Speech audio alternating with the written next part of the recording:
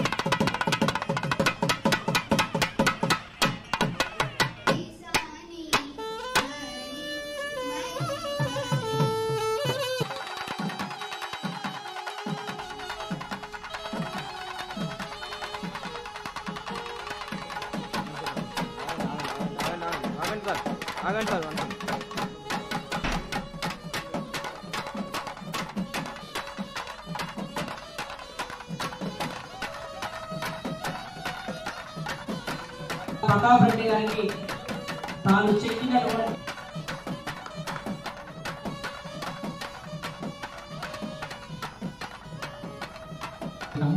గౌరవనీయులు పుట్టపల్లి శ్రీనివాసరావు గారు వారి యొక్క గన్నోజు ప్రసాద్ కవిత్వం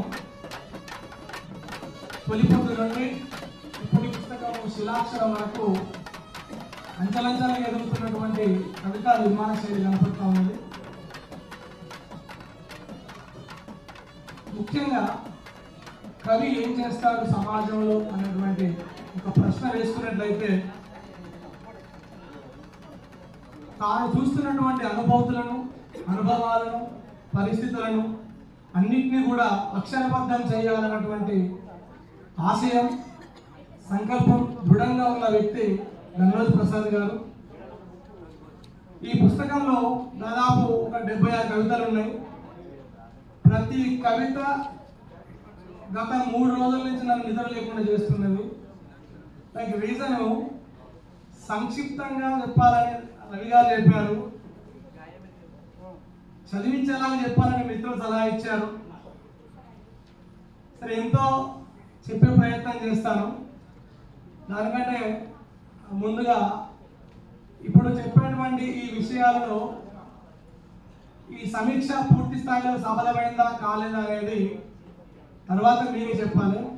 అయితే ఈ పుస్తకంలో మొదటి కవిత నుండి చివరి కవిత వరకు మరి యాదృచ్ఛికంగా జరిగిందో కవిత ఆలోచనతో జరిగింది తెలియదు, కానీ భూమి నుంచి మొదలు పెడితే చంద్రుడి వరకు తీసుకెళ్ళాడు.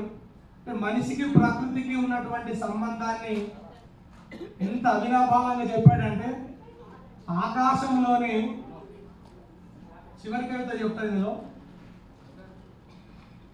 ఎంత చమత్కారంగా చెప్తారంటే చంద్రుని యొక్క జాడలు కనుక్కోవాలని చెప్పి అమెరికా, రష్యా, ప్రపంచ దేశాలు పోటీ పడుతున్నాయి. కానీ ఇక్కడ ఈ కవి కూడా పోటీ పడుతున్నాడు. ఎందుకొరకు పోటీ పడుతున్నాడట చూడండి, ఇక్కడ ఏమంటాడు చూడండి ఒకసారి.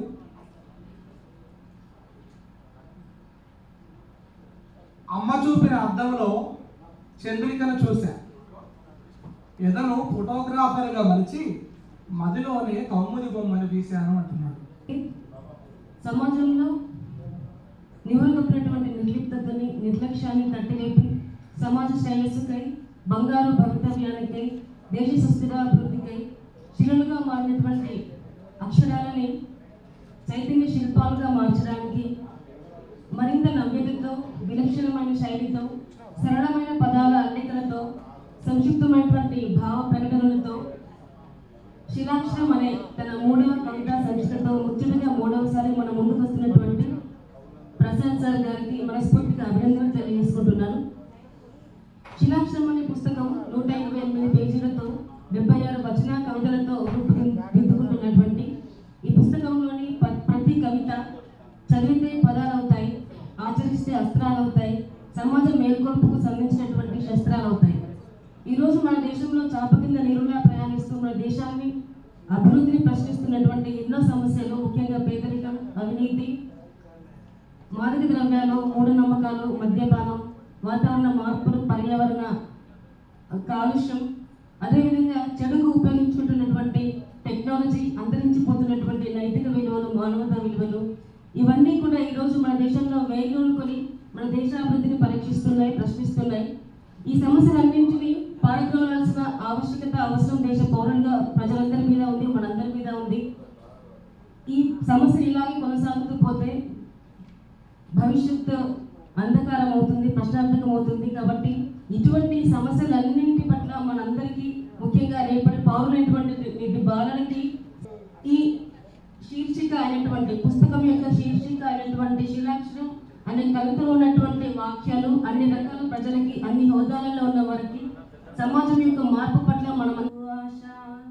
తెలంగాణ భాష ఇది తేట చెలిమి ఊట, జుమ్మి చెట్టు వెలుగు చల్లె జానపదుల శ్వాస, పాల్కురికి పోతన దాశరథి కాలోజీ కలం నుండి జారినట్టి కమ్మని భాష, వట్టి కోట వరదాచార్య సిద్ధపాసినారే కలం నుండి ఒదిగినట్టి తీయని భాష, బానిసత్వ బతుకునే తరిమి కొట్ట కలం పట్టి భరిగీసి లడాయికి దిగింది భాష, నీటి పోరు గానమై సకల జనని నాదమై కోట్లాటకు దిగిన కోట్ల గొంతుల భాష, రక్తానికి వేడిని కళానికి వాడిని అందించిన అగ్ని లాంటి ఉద్యమ భాష, ఉద్యమ భాష. తెలంగాణ భాష ఇది తేలచింది భాష, బతుకమ్మల తంగెడు పూల బంగారు ఆశ. 33 జిల్లాల ముద్దు ముద్దు మాటలు, వచ్చిందని అచ్చిందని పలుకులు, మెరిసే బోనాలు ఇరిసే బతుకమ్మలు, కాముడాట కోలాటపు పాటలు, గుస్సాడి ఆటలు, లంబాడి తీజలు, మేడారం సమ్మక్క జాతరలు, గలగల గలగిరి నదులై పచ్చ పచ్చని మగానులై, యాదాద్రి కొముర వెళ్ళి కోవెలలై, సింగరేణి సైరనై సిరిసిల్ల మగ్గమై, సింగూరు నీటి తడై తాగిన భాష, రక్తానికి వేడిని కళాని. ఎంతో మంది పిల్లలు సక్సెస్ అయ్యారు, 100 మంది ప్యాకేజీలో జాబ్ చేస్తున్నాను చెప్తాను, సంతోషిస్తున్నాను. ఇదంతా యాదృచ్ఛికంగా జరిగిందో ఎట్లా జరిగిందో నాకు తెలియదు, కానీ ఎంతో మంది స్టూడెంట్స్ సక్సెస్ అయ్యారు. ఇంకా సక్సెస్ కావాలంటే ఇట్లాంటి ప్రోగ్రామ్స్ ఇంకా ముందు కావాలా, రాజకీయాలకు అతీతంగా, యూనియన్లకు అతీతంగా సమాజ సేవ కోసం నడుపుకి మనం ఒక కొత్త లోకాన్ని సృష్టించాలని, నవలోకాన్ని సృష్టించాలని, ఇట్లాంటి కవులు ఇంకా ముందుకు రావాలా, ఉపాధ్యాయులు సమాజ నిర్మాతలను ఎప్పటికీ నేను చెప్తుంటా. కాబట్టి దయచేసి మమ్మల్ని అర్థం చేసుకొని, నన్ను మా తమ్ముడిని అర్థం చేసుకొని ముందు నడిపించి ఆశీర్వదించి ఇంకా ఈ సమాజాన్ని మనం ముందుకు తీసుకుపోదాం. ఎంతో మంది పేద విద్యార్థులని ముందడుగు వేపిద్దామని ముగిస్తున్నాం. సభా వేదికపై ఆశీనులైనటువంటి తెలుగును బ్రతికిస్తున్నటువంటి తెలుగు దేవుళ్లకు, వేదిక ముందు ఉన్నటువంటి సరస్వతి భక్తులకు నా యొక్క నమస్కారాలు. తెలుగు దేవుళ్ళని ఎందుకన్నానంటే, ఈ మాత్రం తెలుగు బతికుంది అంటే ఇలాంటి పెద్దలు ఉండేబట్టే. ఎందుకంటే ముందు భవిష్యత్తులో అంత ఇంగ్లీషే రాబోతుంది. ఇప్పటి తెలుగు పద్యాలు, ఆ భావాలు ముందు ముందు ఉండకపోవచ్చు అని అక్కడ కూర్చొని అనుకుంటున్నాను. ఎందుకంటే దీన్ని ఇంత వివరంగా వివరించేటువంటి నెక్స్ట్ దశలో తెలుగును పలికే వారు వస్తారా రారా అని నాకు ఒక భావన కలిగింది. అందుకే తెలుగు దేవులు ఉన్నంత వరకైనా మనం కొంత నేర్చుకోవాలని మనసారా కోరుకుంటున్నాను. ఈ అవకాశం ఇచ్చినటువంటి ప్రసాదాన్ని రుణపడి ఉంటాను. ఎందుకంటే నాకు ఒక 2 అక్షరాలు రాసుకునేటువంటి భాగ్యాన్ని కలిగించాడు. అంటే నేను కవిని కాదు, తెలుగు పండితుడు కూడా కాదు, కాకపోతే 4 అక్షరాలు రాసుకున్నాను. ఓ సాయినాథుని వరప్రసాదమా, అమ్మ వీరమ్మలోని విజయ వీరత్వం, నాన్న నా రాజశేఖర్లోని రాజసం రమణీయం, భార్య అనూష ఆగమనం నీ జీవిత సంచికకు సోపానం. అంటే ఇప్పుడు ఇంతకుముందు చెప్పినటువంటి గురువులందరూ కూడా బుక్కును చదివిండు, కాకపోతే నేను కొంచెమే చదివాను, కాకపోతే వాళ్ళు చెప్పినదంతా కూడా నాకు ఒక భావన కలిగింది అన్నట్టు. జగతి అలజడుల కల్లోలాలకు అక్షరాల కోపిరిని తాడుగా పేని పుస్తకాలతో సంస్కారం సాధించే మార్గాన్ని వేస్తున్నారు కదా. తొలి పొద్దు తోటలో తొలి పుస్తక ఆవిష్కరణ చేసి పుస్తకాల పువ్వులను పూయిస్తూ సుగంధ పరిమళాలను వెదజల్లుతున్నారు కదా. గాయమెరగని సముద్రంతో గగనమున మెరుపై అలలపై కనక వర్ణ కిరణమైనావు కదా. సముద్ర గర్భమున ముత్యాల గరివై అక్షరాల రాశులను ఆరబోస్తున్నావు కదా. సంధ్య బొద్దు మానవుడిని ప్రకృతి నుదుట తిలకంగా దిద్దుతున్నావు కదా. నెక్స్ట్ శిలాక్షర పుస్తకంతో గాలించే బియ్యమున గులకరాయివై కంటికి కనపడని కంటికి భారమై మనిలేని శిలకు జీవమై జీవానికి చిగుగోరు పుల్లతో శిలాక్షర పుస్తకాల పర్వతాలు చేస్తున్నావు కదా. చీమల దండు వలె సాగిపోతున్న నీ పుస్తక ఆవిష్కరణలు శివసిద్ధకాయల రుచుల కమ్మదనం చదివింపులు చేస్తున్నావు. దాటి వచ్చిన దాగుడు మూతల అనుభవాన్ని వడబోస్తూ ఎల్లలు లేని కవి కలల హరివిల్లులో సాగుతున్నావు కదా. నీ పరిచయ పల్లెకిలో నన్ను పిల్లోడిని చేసి నీ పుస్తక ఆవిష్కరణకు నన్ను హాజరయ్యేలా చేసి ఇందరి ముందర నన్ను నిన్నుగా అయ్యేలా చేసిన నీకు నా అనంత బాష్పాలతో తడిసిన వస్త్రముతో అలసిన నీ మనసుకు చల్లని ఓదార్పు అవనా అన్న. థ్యాంక్ యూ అన్న.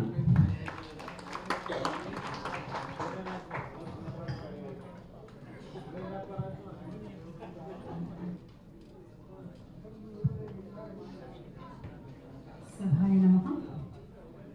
సభా సరస్వతికి నమస్కృతాంజలి. జాతీయ సాహిత్య పరిషత్ దేవగిరిపట్నం పరివార్ ఆధ్వర్యంలో శ్రీ గన్నోజు ప్రసాద్ గారి కవిత్వ సంపుటి శిలాక్షరం పుస్తకావిష్కరణ అంకితపు సభాస్థలి సామా జగన్మోహన్ స్మారక భవన్లో జరుగుతున్న ఈ వేడుకకు సభ అధ్యక్షత వహించిన జాతీయ సాహిత్య పరిషత్ హన్మకొండ ప్రధాన కార్యదర్శి శ్రీ తాడిచెల్ల రవి గారికి నమస్సుమాంజలులు.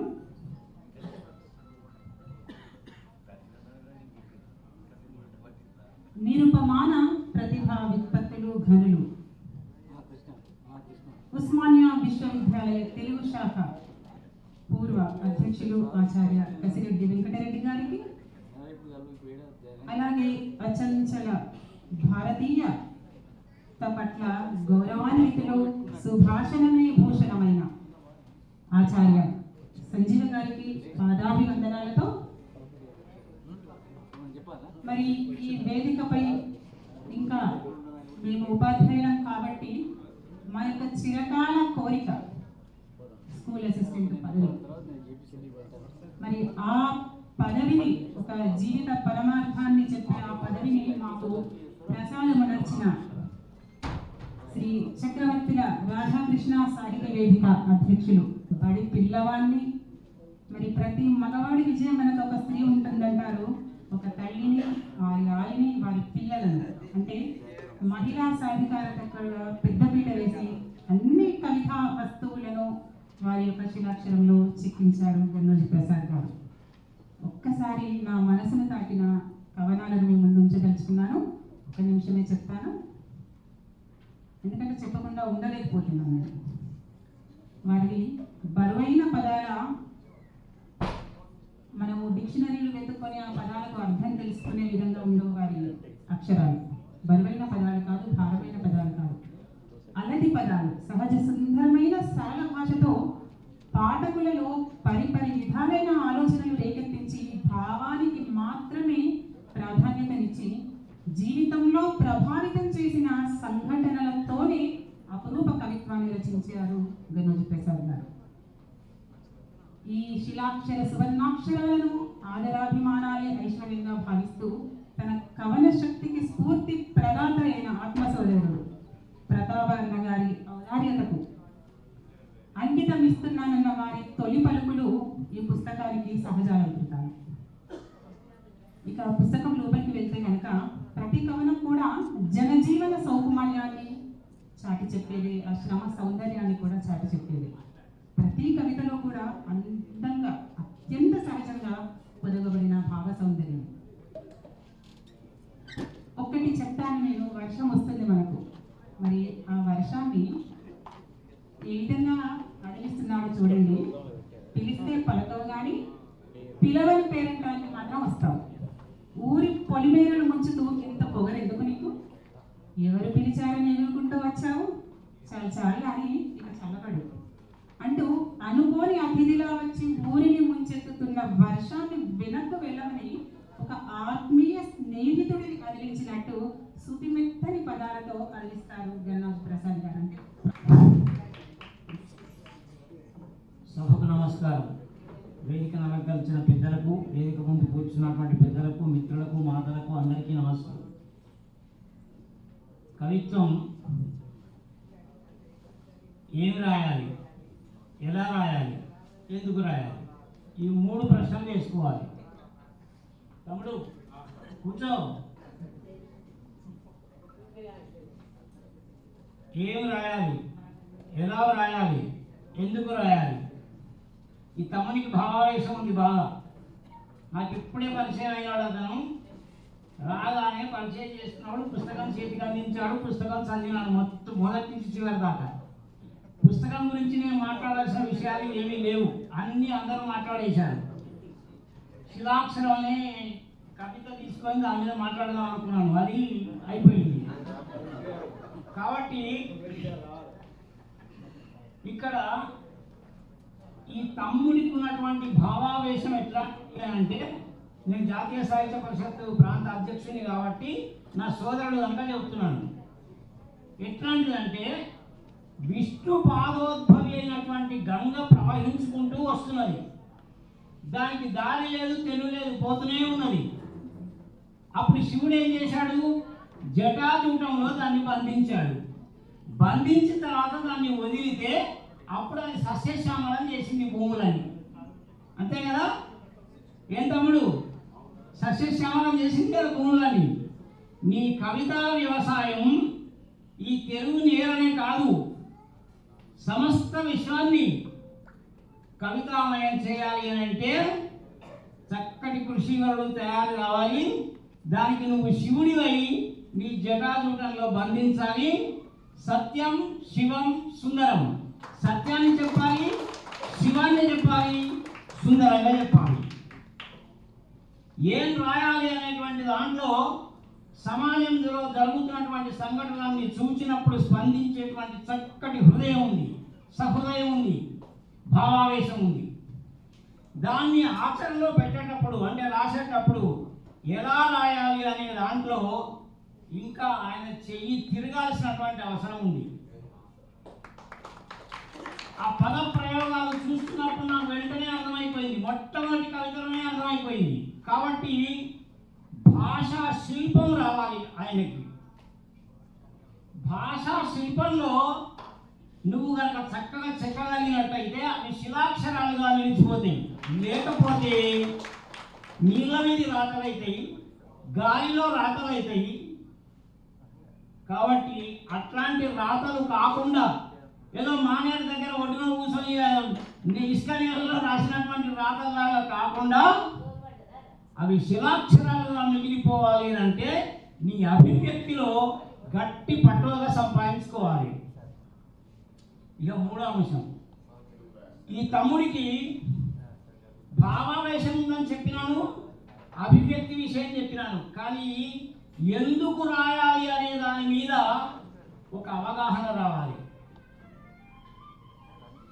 ఆయన రాస్తున్నది అభ్యుదయ కవిత్వమా, ఆయన రాస్తున్నది మార్మిక కవిత్వమా, ఆయన రాస్తున్నది తాత్విక కవిత్వమా, ఆయన రాస్తున్నది సామాజిక కవిత్వమా, ఆయన రాస్తున్నది జాతీయ కవిత్వమా, దేశీయ కవిత్వమా, లేకపోతే విదేశీ వాదాలను అనుకరించి రాసేటువంటి రకరకాల వాదాలను అనుకరించి రాసేటువంటి కవిత్వం. ఈ స్పష్టత రావాలి. దేనికోసం రాస్తున్నా, నేను ఎందుకోసం రాస్తున్నా, నా సమాజాన్ని సరైనటువంటి మార్గంలో నడపడం కొరకు రాస్తున్నా. కవిగా నా ఉద్దేశం ఇది, కవిగా నా లక్ష్యం ఇది. ఒక కవిగా నేను సమాజానికి మార్గాన్ని చూపెట్టగలిగినటువంటి వాడిని కావాలి, మార్గ నిర్దేశకుని కావాలి అనే ఒక లక్ష్యం కనుక ఏర్పాటు చేసుకున్నట్టయితే ఉత్తమ కవి అవుతాడు. అందులో సందేహం ఏమీ లేదు. అందుకని నా తమ్ముడిని నేను మనసారా దగ్గర తీసుకొని అభినందిస్తున్నాను. ధన్యవాదాలు. నా పుస్తకాలను తీసుకున్నాను ప్రజెంటేషన్.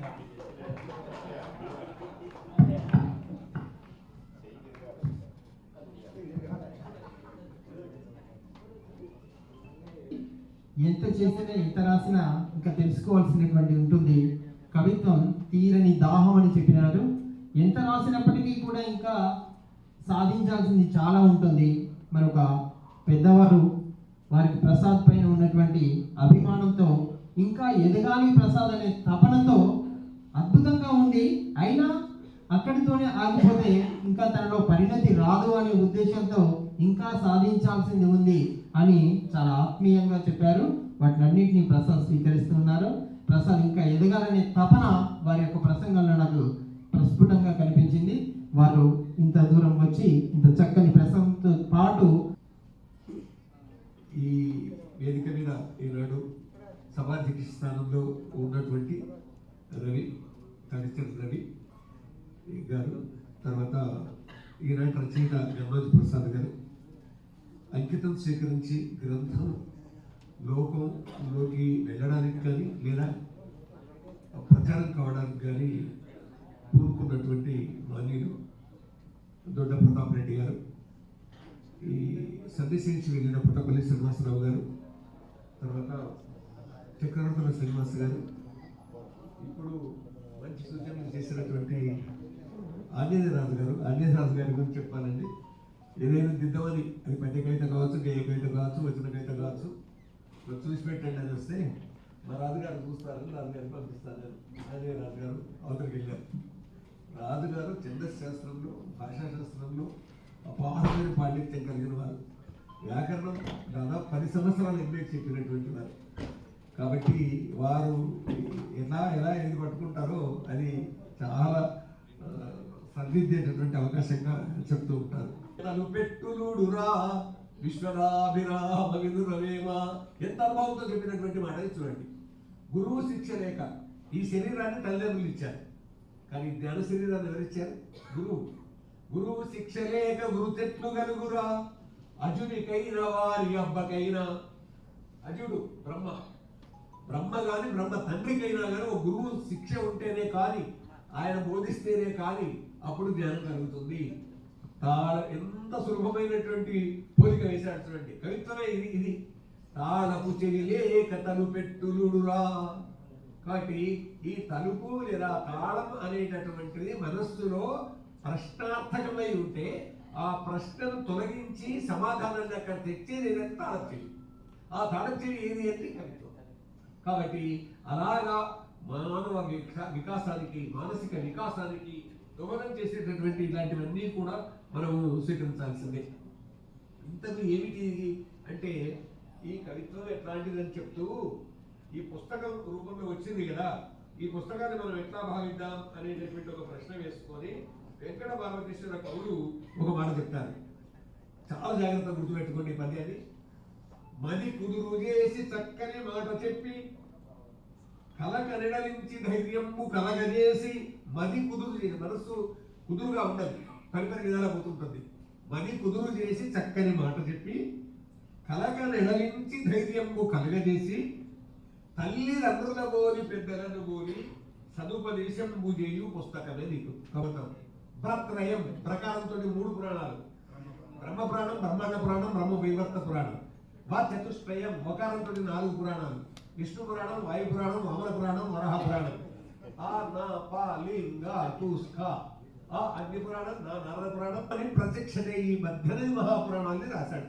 భారతం కూడా రాశాడు, హరివంశం కూడా రాశాడు, బ్రహ్మసూత్రాలు కూడా రాశాడు.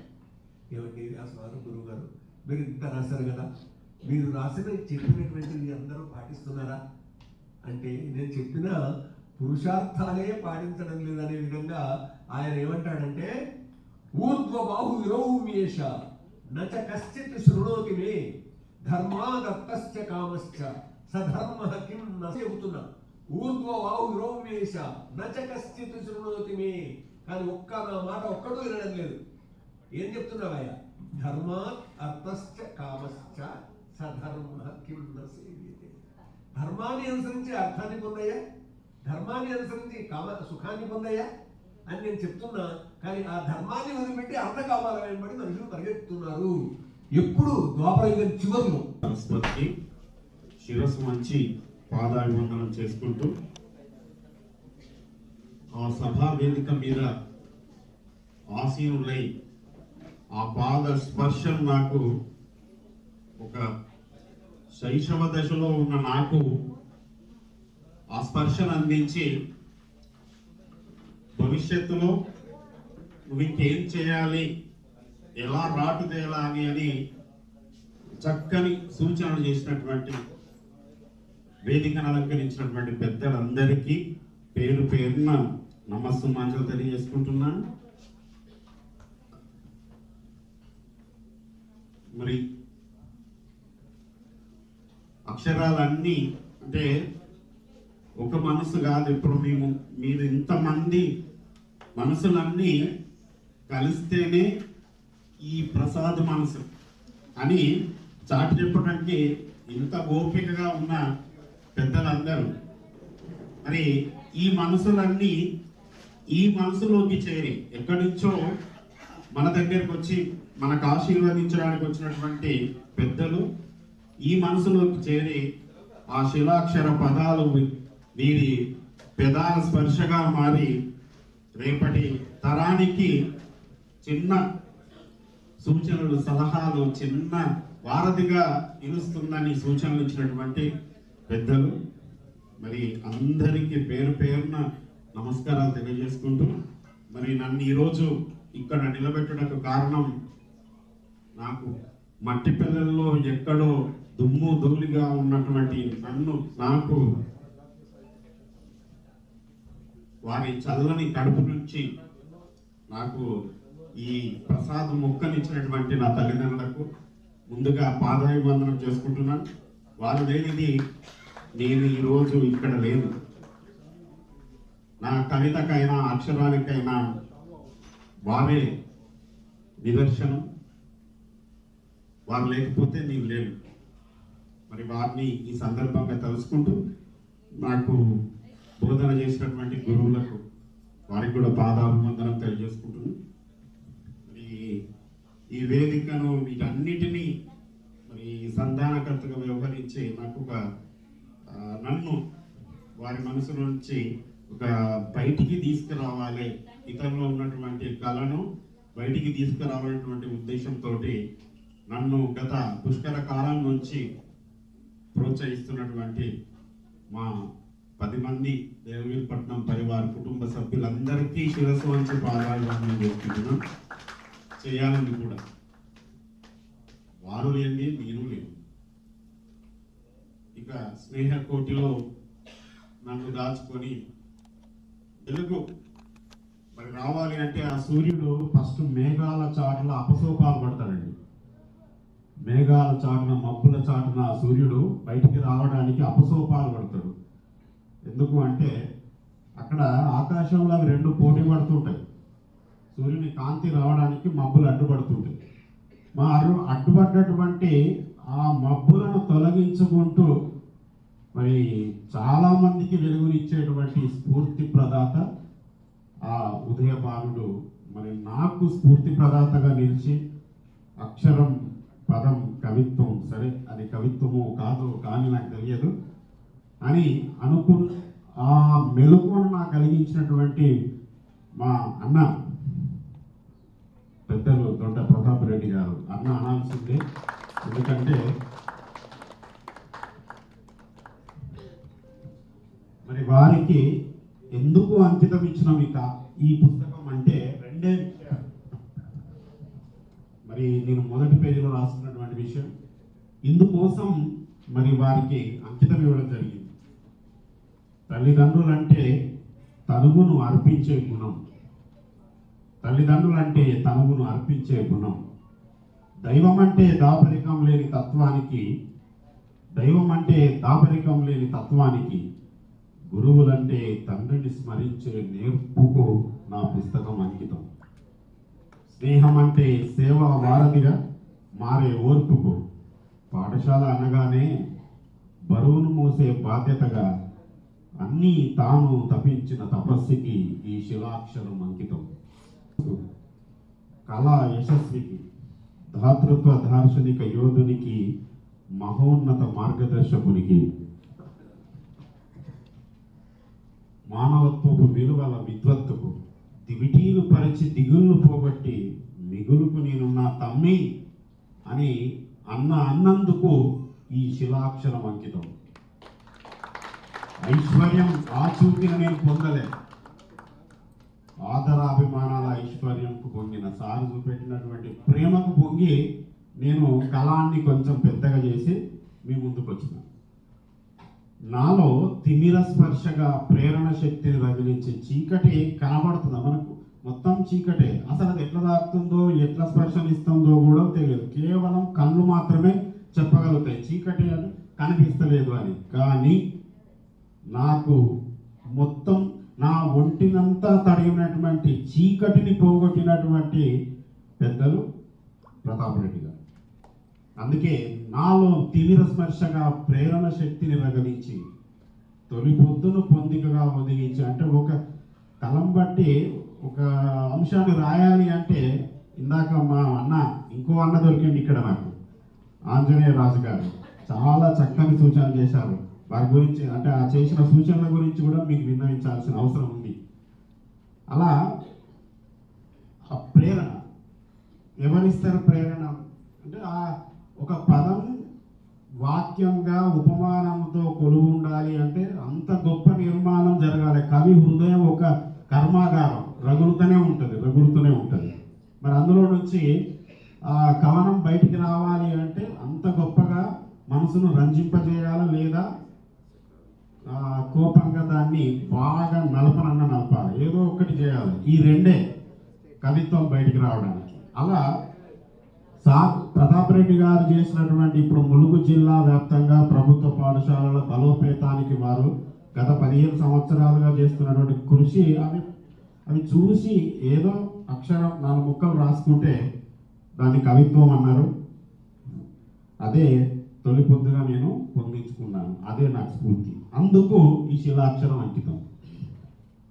స్ఫూర్తి గృహంలో నన్ను ఇందులో ఒక కవిత ఉంటుంది, మా డివిపి గ్యారేజ్ పరివార్ మీద, అదే స్ఫూర్తి గృహం కవిత. మరి వాళ్ళను కూడా నేను వారి పాదాలను ప్రతి ఏళ్ళు తడమాల్సిందే నాని. ఎందుకంటే నన్ను మా అమ్మ నాన్న నాకు జన్మనిచ్చి నిలబెడితే వాళ్ళు నాకు పునర్జన్మనిచ్చింది దేవగిరిపట్నం పరివారం.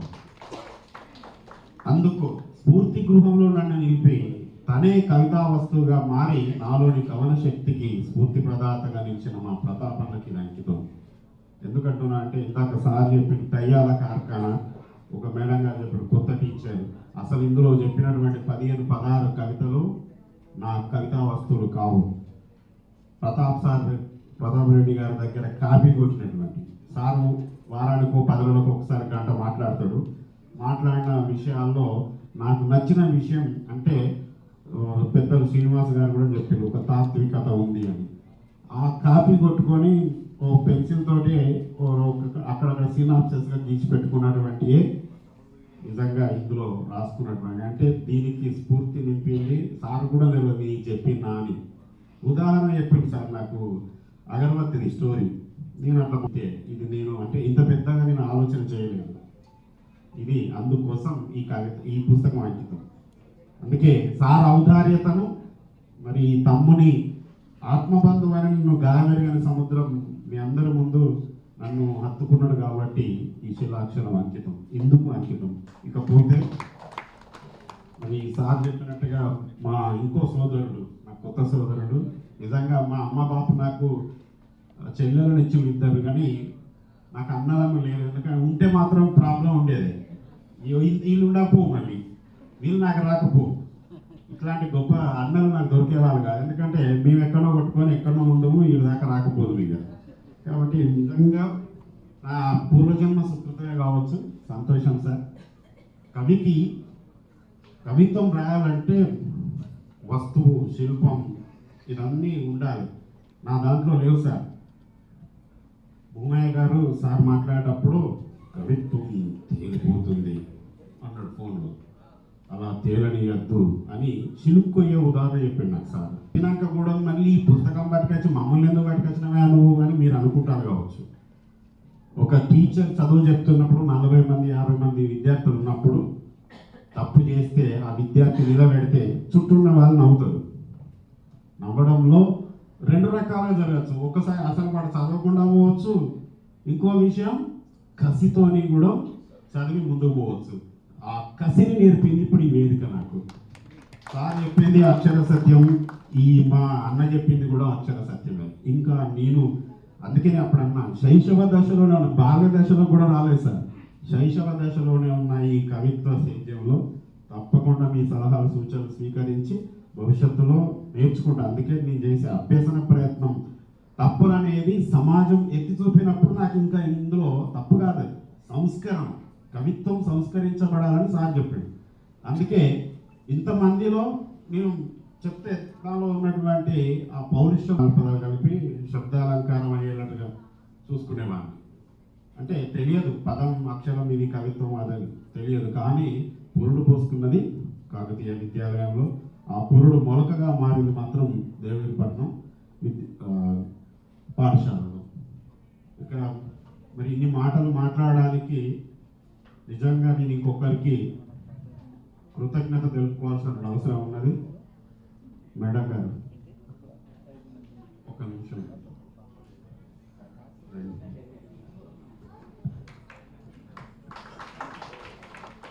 మరి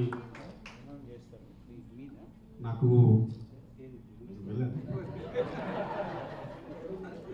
మేడం గారికి గారు అని ఎందుకంటే అనాల్సిందే.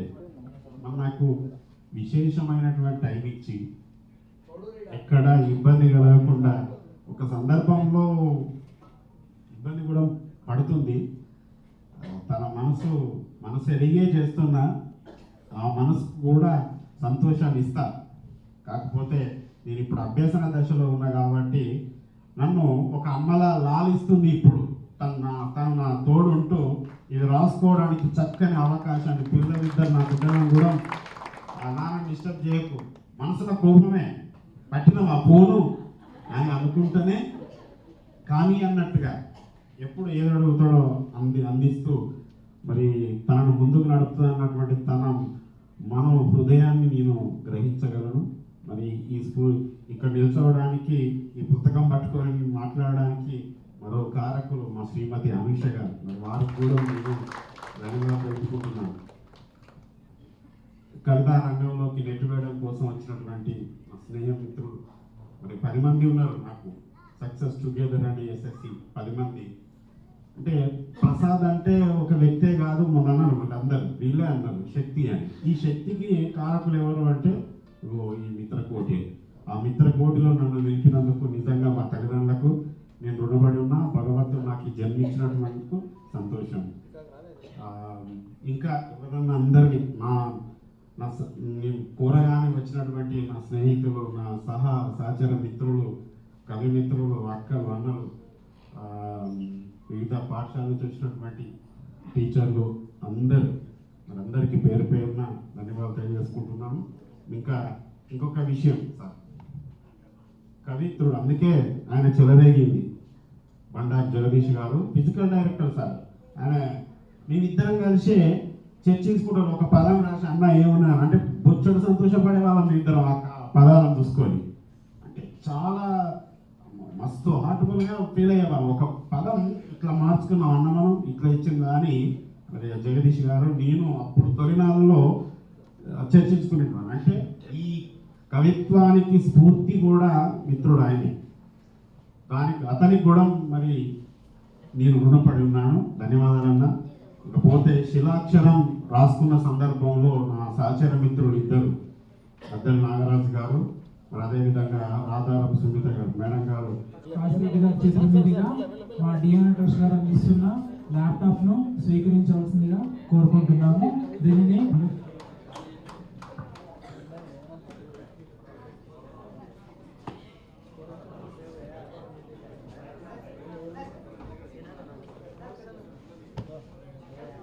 మేము విద్యార్థులకే కాదు, విద్యను అందించే గురువులకు కూడా చేయూతనిస్తున్నాం. మా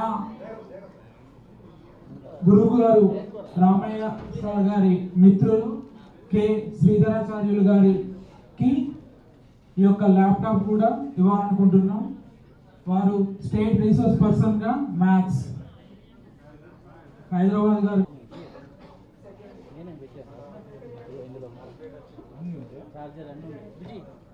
చార్జర్